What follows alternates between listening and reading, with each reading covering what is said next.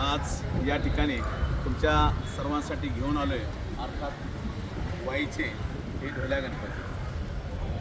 अतिशय सुंदर प्राचीन असे हे ढोल्या गणपती सन 1762 साली श्रीमंत गणपतराव भिकाजी रास्ते यांनी या ठिकाणी बांधलेले.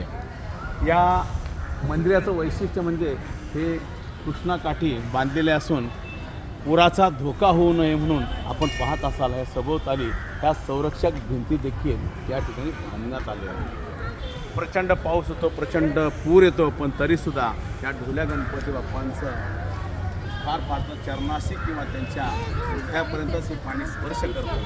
बाप्पाचं संरक्षण जणू काय स्वतः बाप्पाच करतात असं या ठिकाणी होतं. आपण माझ्या डाव्या बाजूला डाव्या हाताला पाहत असाल ते अतिप्राचीन असं आहे काशी विश्वेश्वर मंदिर.